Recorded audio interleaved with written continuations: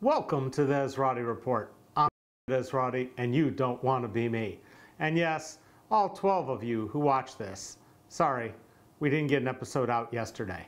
We actually had to do work for our real sponsors, clients of the Next Wave, the only ad agency in Dayton that doesn't do work for companies in Dayton.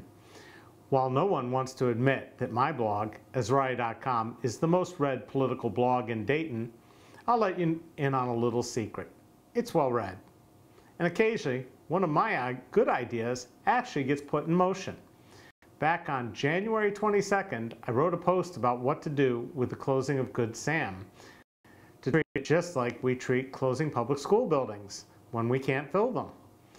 Apparently, the one legislator from the area capable of reading, my friend and former Navy fighter pilot, Jim Butler, introduced legislation to force a public auction of the building for reuse, just like we do with schools. Now, before you say Premier Health is a private company, and how dare we force them to auction off their property to the competition, let me remind you that they have never paid a dime in property tax on their money machine for the entire time they've owned it. And when you consider that over half or more of the income at Good Sam is from Medicare, funded with your tax dollars, that's why the public should have a chance to get something back from their investment. Oh, and the top execs of this nonprofit all make millions a year. There ought to be a law about that.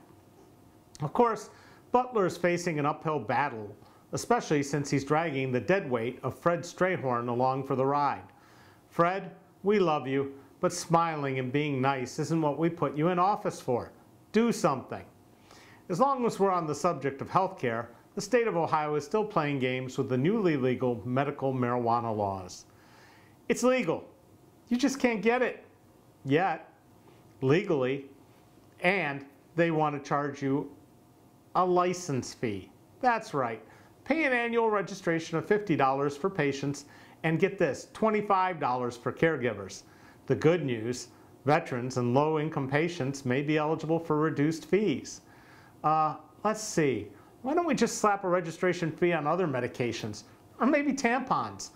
Why is pot, a medicine, controlled, but not just sold in the local pharmacy like every other medication?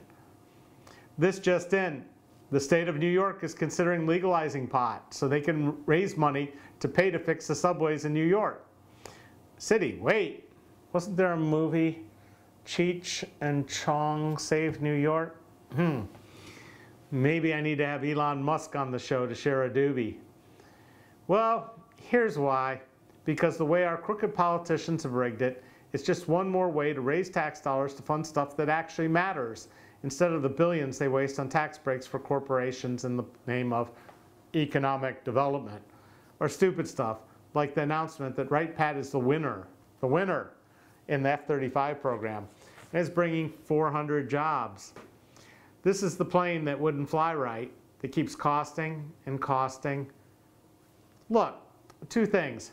Airplanes aren't multi-tools, one size fits all. This ridiculously expensive boondoggle is supposed to be a replacement for every other plane known to man, except it has one real problem. It carries a pilot. Planes with pilots are stupid. A plane with a pilot can't pull more than 9 Gs. A plane without a pilot can pull 20. Guess which one wins? Or better yet, just send a cruise missile and stop worrying about any return journey. Thank you, Mike Turner, for continuing to waste our money on fighting last century's wars. This just in, Deval Patrick announced he wouldn't run for president in 2020.